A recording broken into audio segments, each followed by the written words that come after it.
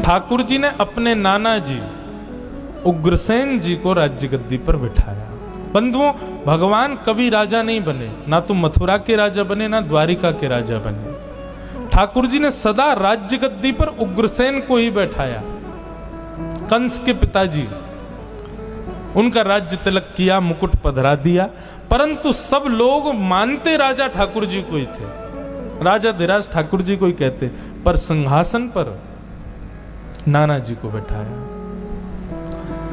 भगवान पूरी मथुरा को व्यवस्थित करके उज्जैन पढ़ने के लिए गए, सांदीपनी गुरुकुल, और वहां सांदीपनी उपाध्याय से भगवान ने संपूर्ण वेद अध्ययन किया। वहीं पर ठाकुर जी को एक मित्र मिले, उनका नाम सुदामा, जिनकी कथा हम कल सुनेंगे। सुदामा जी महाराज से भेंट हुई।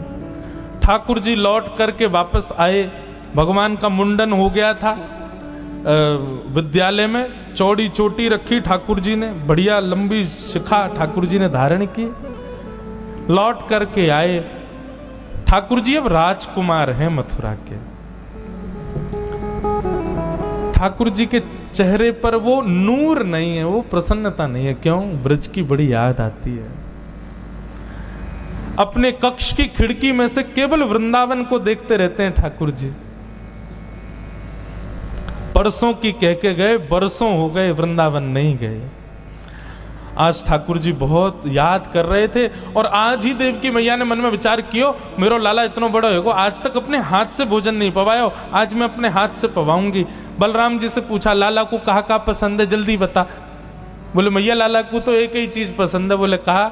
रोटी के बीच में मक्खन धर दो, वहां मैंने एक मिश्री डाल दो, वो खवाए दो, वही लाला को प्रिय लगे। यशोद, आज देवकी मैया ने 56 भोग बनाए, परंतु एक किनारे में माखन मिश्री सजाई के अपने हाथ से लेके जा रही हैं। आज अपने लाला को पहली बार अपने हाथ से प्रसाद पवाने के लिए। लाला चल आजा, मेरे हाथ से प्रसाद पा ले। ठाकुर जी हाथ धो के आए, बैठ गए।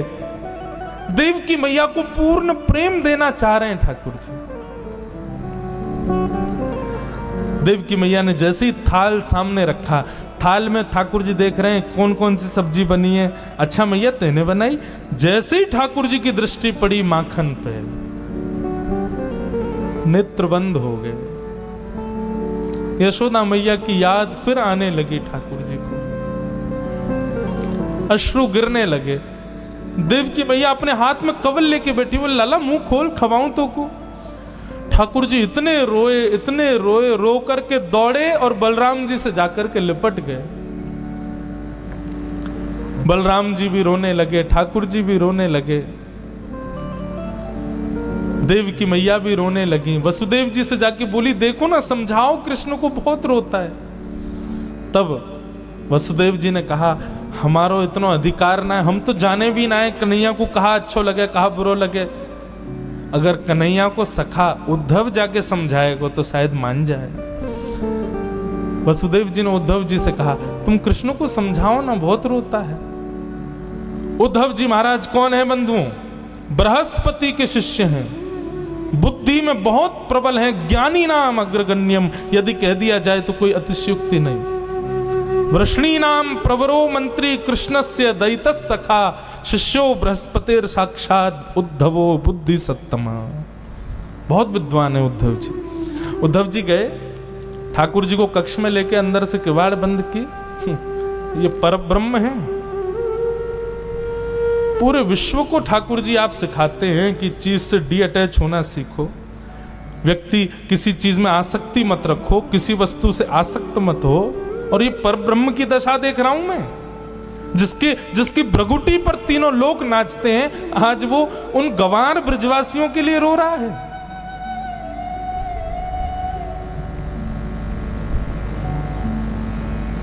ठाकुर जी बोले, उद्धव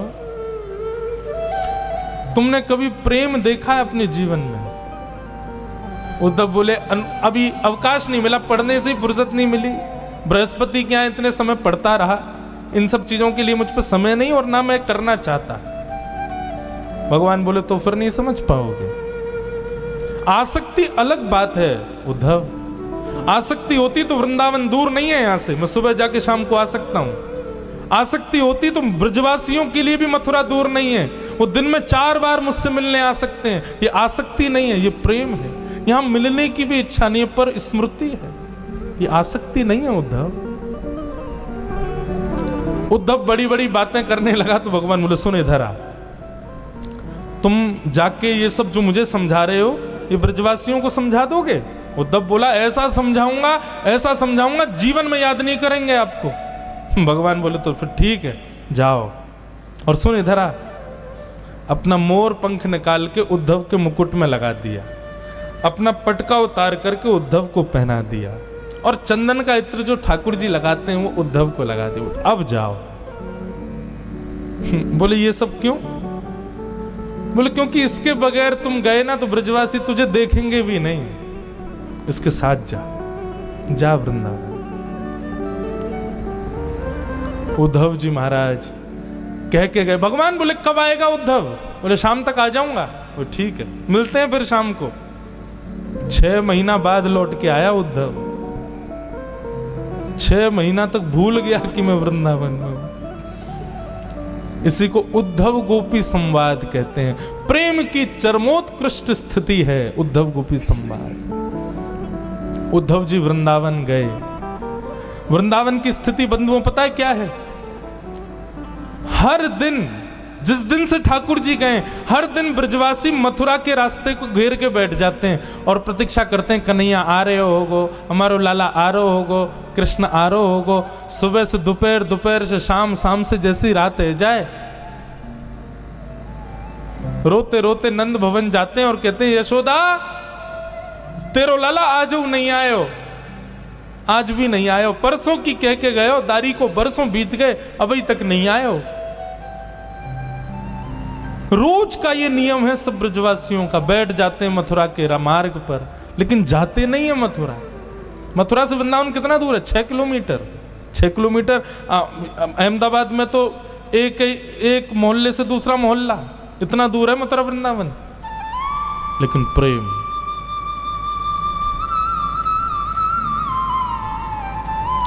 आज जैसे उद्धव जी का रथ आता दिखा, ओहो, रथ देखते ही मानो ब्रजवासियों के प्राण आ गए। सब दौड़ गए, बोले अरे लाला आगो, कन्हैया आगो, हमारो कन्हैया आगो, हमारो श्याम सुंदर आगो, हमारो मधुसूदन आगो।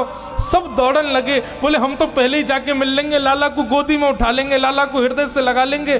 ठाकुर जी का सबसे प्रिय मित्र मधुमंगल नेत्रों से आंसू गिर रहे हैं, मेरो कन्हैया आगो, मेरो लाला आ गयो। श्री दामा ठाकुर जी का दूसरा मित्र एक वृक्ष के नीचे थोड़ी दूर तो दौड़ा, फिर वृक्ष के नीचे बैठ गया। मधुमंगल बोलो अरे तू बैठ क्यों क्यों, ठाकुर जी आ गए, हमारो लाला आ गए, चलना जल्दी। श्री दामा बोलो मैं नहीं जाऊंगा यहाँ के पास, परसों की कह के गए हो, परसों बाद आ रहा है, आज यहाँ से बातें ही नहीं करूंगा। आन दे याकू, या तो मिलनो ही ना है मोकू, या तो मना कर दियो मेरे पास नहीं आवे। मधुमंगल बोलो तू है जा नाराज, हम तो जा रहे हैं। श्री दामा को छोड़ सब दौड़ने लगे तो श्री दामा चुपके से देखता है सब ब्रजवासी दौड़ रहे हैं। अरे ये मुझसे पहले लाला को पकड़ लेंगे, मुंह से पहले स्पर्श कर लेंगे, मुंह से पहले गले लगा लेंगे, मुंह को वो सुख नहीं मिलेगा। श्री दामा दौड़न लगो। मधुमंगल बोलो अरे अब क्यों दौड़ रहे हो, तू तो मना कर रहा हो ना नहीं मिलेगा लाला से, फिर क्यों आ गए हो? श्री दामा बोलो अरे मधुमंगल नाराज बाद में आ जाऊंगा, पहले लाला को हृदय से तो लगा लो। इतनी पीड़ा इतनी वेदना सही है बरसों तक हमने, आज लाला को अंक में तो भर लूं, एक बार गले लगा के फिर रूठ के चलो जाऊंगा, फिर नहीं मिलूंगा यहां से। रथ बीच रास्ते में ही घेर लिया सब ब्रजवासियों ने। रथ का पर्दा हटा करके जैसे ही उद्धव जी बाहर आए,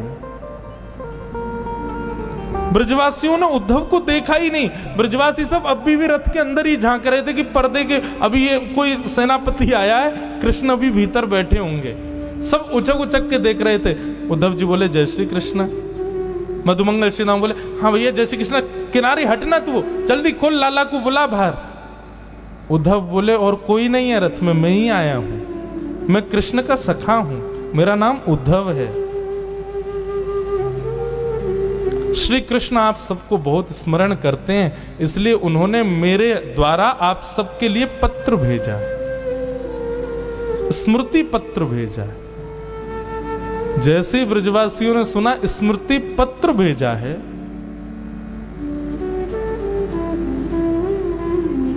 ब्रजवासी बोले वाह कन्हैया वाह, मान गए तेरे प्रेम को।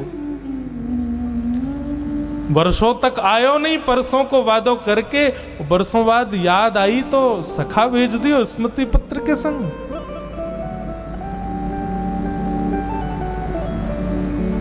लेकिन अब किससे कहें, उद्धव से क्या कहें ब्रजवासी? मानो मधुमंगल श्रीदामा तो वहीं बैठ गए। उद्धव ने कहा क्षमा करें पर मुझे शीघ्रता है, आप ये बताएंगे कि नंदरानी यशोदा का घर कहां है? मधुमंगल बोला नदी दिख रही है, इसके किनारे किनारे चले जाओ। इस नदी का जहां उद्गम है ना, वही है नंदरानी यशोदा का घर। बोले नदी का उद्गम घर से? नदी तो पहाड़ों से आती है, घर से कौन सी नदी आती है? मधुमंगल बोला तुम नहीं समझोगे। रोज कृष्ण विरह में ब्रज की गोपियां नंदरानी यशोदा आपस में मिलजुल करके कन्हैया की लीलाओं का चिंतन करती हैं, रुदन करती हैं। वर्षों से रो रही उन गोपियों के नेत्रों के अश्रु नदी बन के बह रहे हैं। उद्धव जाओ, इसका उद्गम जाए वही नंद भवन है। उद्धव को पहला झटका तो वहीं लगा। उद्धव के विचार में भी नहीं था ऐसा प्रेम होगा ब्रजवासियों का।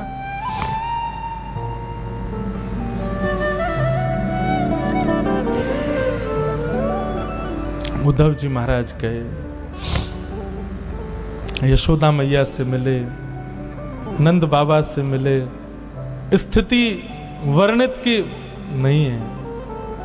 भागवत में फिर एक गीत आता है, उसको भ्रमर गीत कहते हैं। बहुत सुंदर प्रसंग है बंधुओं ये उद्धव ब्रज गमन। गोपियां आपस में चर्चा कर रही हैं, उद्धव बैठ करके सुन रहे हैं। कोई गोपी कह रही है कल तो कन्हैया ने मेरी मटकी फोड़ दी। मैंने कही अरे लाला तेने मटकी क्यों फोड़ी? बोले तू नहा के ना आई ना, हमारे तो नवा दियो मैंने। कोई गोपी कुछ बता रही है, कोई गोपी कुछ बता रही है। सबकी बातें उद्धव सुन रहे हैं। सबके बीच में बैठी श्री जी, किशोरी जी, राधा रानी से किसी गोपी ने पूछा, बोले श्री जी हम सबके स्वप्न की बात आप सुन रही हो, आप अपने स्वप्न की भी तो बताओ। आपके स्वप्न में श्याम सुंदर कैसे आते हैं? किशोरी जी मंद मुस्का के बोले तुम बड़ी सौभाग्यशाली हो कि तुमको स्वप्न आता है, क्योंकि तुमको नींद आती है। पर जादना से कन्हैया गयो है, मेरी तो नींद ही वाक्य संग चली गई। मुझको सपने ही ना आवे, नींद ही ना आवे तो सपनों कैसे आवेगो, और सपनों ना आवे तो तुम्हें बताऊं कैसे। ये सब भाव बैठ करके उद्धव सुन रहा है। तब मधुपक तब बंधो माश प्रशांग्रिम सपत्न्याः कुछ विलुलित माला कुंकुमश्मश्रुभिर्न बृहतु मधुपतिस्तन्मानिनी नाम प्रसादम यदु सदसि विडंब्यम यस्य दूतस्त्वमिद्रक। गोपियों ने एक गीत गाया जिसको भ्रमर गीत कहते हैं। मानो गोपियों को उद्धव दिख गया था कि उद्धव बैठा है, लेकिन सीधे उद्धव से ना कह के एक भौरा उड़ता हुआ आया। तो भौरे को कहते हैं अरे देखो ये काला है, जरूर कृष्ण का मित्र होगा। अब उद्धव को केंद्र में लेकर के गोपियां उस भौरे से बात करती हैं, उसी को भ्रमर गीत कहते हैं।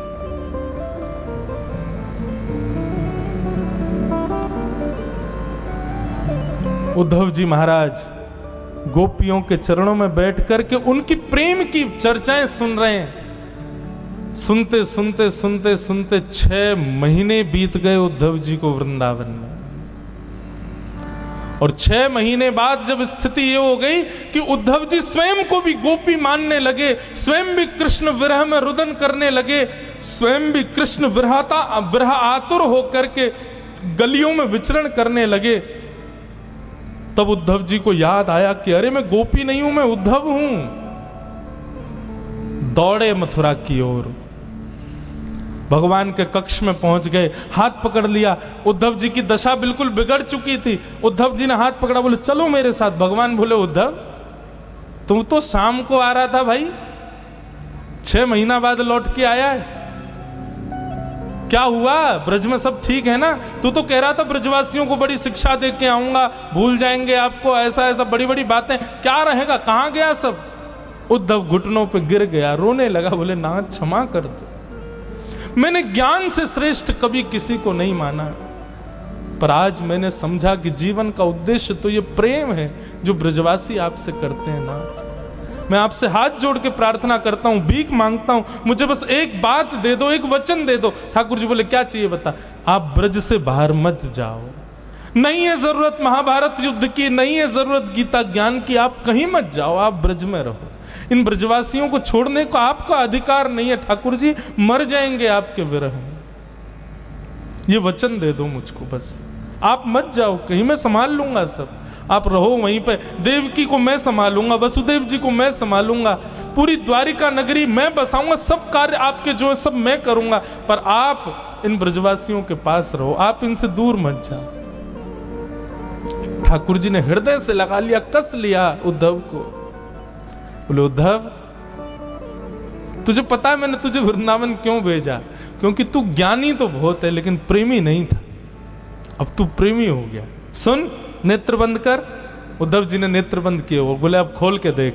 जैसे ही खोल करके देखा तो पूरा ब्रजमंडल ठाकुर जी के कक्ष में ही बैठा था, मधुमंगल, श्रीदामा, सब गोपियां सब ठाकुर जी के चारों तरफ बैठे थे।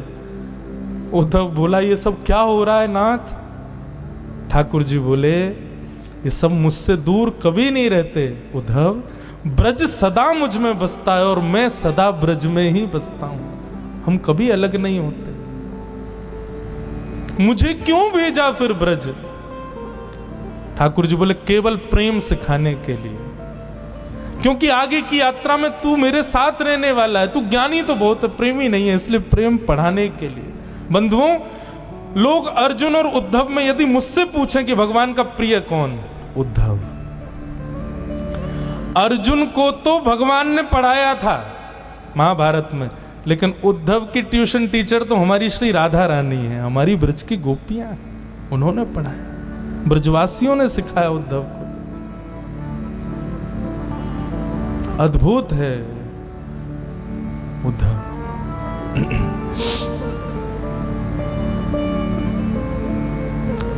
उद्धव, पता है आपको भागवत में भगवान क्या कहते हैं?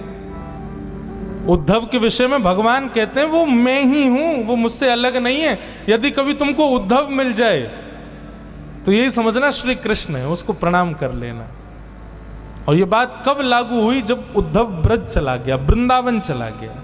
वृंदावन से आने के बाद उद्धव का वो निर्माण हुआ, ठाकुर जी कहते हैं मेरा ही स्वरूप, मेरा ही तदनुरूप है।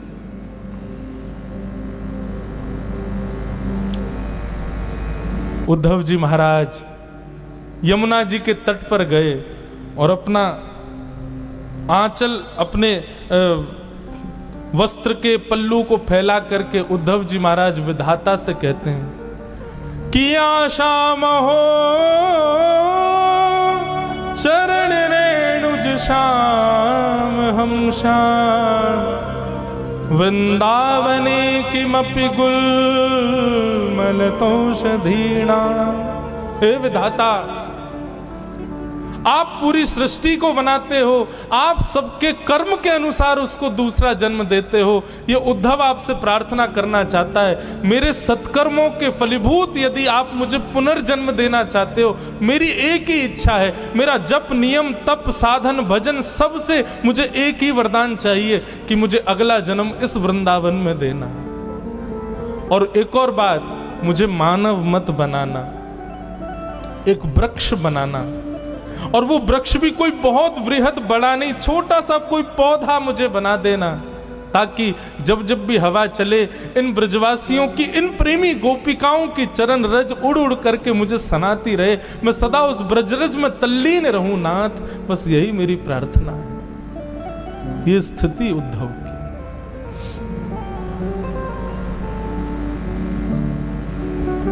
ऐसे उद्धव जी को हम प्रणाम करते। उद्धव जी की एक विशेषता है बंधुओं, आपको पता है जब द्वारिका में यदुवंशियों को संतों ने श्राप दिया कि संपूर्ण यदुवंश नाश हो जाए, तो सारे यदुवंशी गए भगवान के पास और भगवान से कहा आप दुनिया के श्रापों को दूर करते हो, आपके खुद के परिवार को श्राप लग गया, ठाकुर जी इसको दूर करो। भगवान बोले सोचने दो। अब यदुवंशियों में उद्धव भी आता, उद्धव कोने में ही बैठा था। भगवान बोले एक उपाय है। बोले क्या? बोले हमारे सौराष्ट्र में एक शंकर जी का मंदिर है, उसका नाम है सोमनाथ। ये सोमनाथ मंदिर जो है ये श्रापों को दूर करने के लिए प्रसिद्ध है। बोले कैसे? तब भगवान ने कथा सुनाई। बोले चंद्रमा जो है ना, इसके ससुर जी हैं दक्ष। दक्ष की बेटियों से इनका ब्याह हुआ है, परंतु चंद्रमा सबसे ज्यादा रोहिणी नाम की पत्नी से प्रेम करते हैं। तो बाकी की पत्नियों ने अपने पिता से आके शिकायत कर दी, बोले कि आपका दामाद एक ही उससे रोहिणी से ही प्रेम करता, हमसे नहीं करता।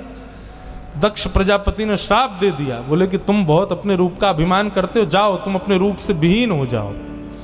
चंद्रमा ने कहा ससुर जी आपने हमको श्राप तो दे दिया, लेकिन ये नहीं विचार किया कि मैं स्वरूप से विहीन हो जाऊंगा तो सारी बेटियां आपकी विधवा हो जाएंगी। दक्ष बोले ये तो मैंने सोचा ही नहीं। तब क्या करें? तब चंद्रमा ने आकर के यही सौराष्ट्र में तपस्या की, तब महादेव प्रकट हुए। तब महादेव ने कहा ठीक है 15 दिन तक आप अपने ससुर जी के श्राप में रहोगे, आपका रूप घटेगा, पर उसके बाद 15 दिन का हमारा आशीर्वाद रहेगा, आप पुनश्च अपने रूप में आ जाओगे। तो एकम से अमावस्या तक चंद्रमा श्राप में रहते हैं और पूर्णिमा तक फिर आशीर्वाद में रहते हैं। ये कथा भगवान सुना रहे हैं अपने सब कुल के लोगों को, यदुवंशियों को। बोले ऐसा भैया सोमनाथ है तो चलो नाव की व्यवस्था करो, द्वारिका से सब लोग नाव में बैठ कर के सौराष्ट्र जाएंगे, सोमनाथ भगवान का पूजन करेंगे, ब्राह्मणों को दान करेंगे और फिर वहां सोमनाथ भगवान हमारे श्राप को नष्ट कर देंगे।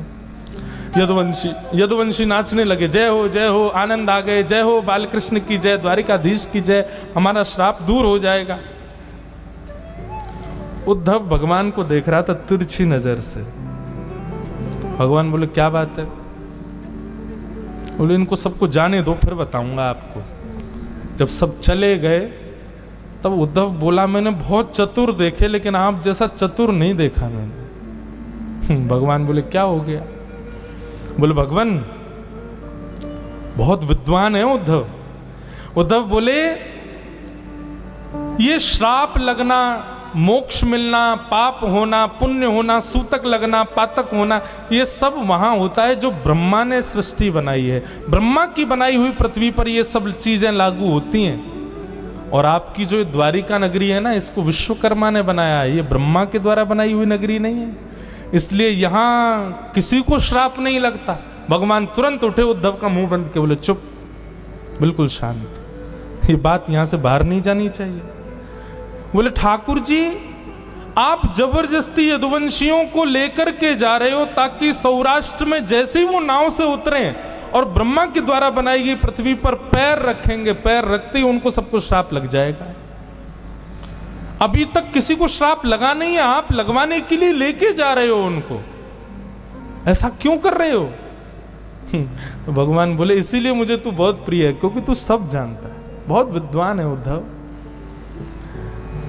बल का अहंकार है इन यदुवंशियों को, मैं इनके रिश्तेदार हूं, मैं इनका कुल का व्यक्ति हूं, भगवान इनके कुल में, इसका मद है इन लोगों को। और मैं अपनी लीला पूरी करके गया, इनको छोड़ गया तो यही भार बन जाएंगे पृथ्वी का, इसलिए मुझे करना पड़ेगा। उद्धव बोला तो चलो फिर। भगवान बोले कहां? बोले सौराष्ट्र। ठाकुर जी बोले तू नहीं जाएगा, हम सब जाएंगे, तू तो यहीं रहेगा, तू तो द्वारिका को संभालेगा ना। मतलब उद्धव को ठाकुर जी ने श्राप नहीं लगने दिया।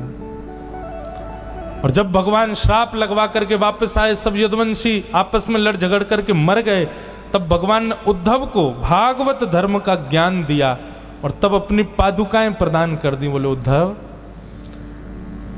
तुम मेरे सबसे प्रिय हो, इसलिए मैं तुमको बहुत बड़ी जिम्मेवारी दे रहा हूं। मेरे जाते ही कलयुग आ जाएगा, भक्ति के प्रचार के लिए अब तुम बद्रीनाथ जाओ और बद्रीनाथ में नारद जी को भेज करके वेद व्यास जी से श्रीमद् भागवत की रचना करवाना, ताकि कलयुग में मानव कल्याण हो सके। यह है उद्धव, सामान्य नहीं। ऐसे उद्धव जी को हम प्रणाम करते हैं। आज बहुत दिन बाद, बहुत वर्षों बाद मैंने उद्धव गोपी संवाद केवल छुआ है, पता नहीं क्यों, बस छुआ है आज। प्रणाम।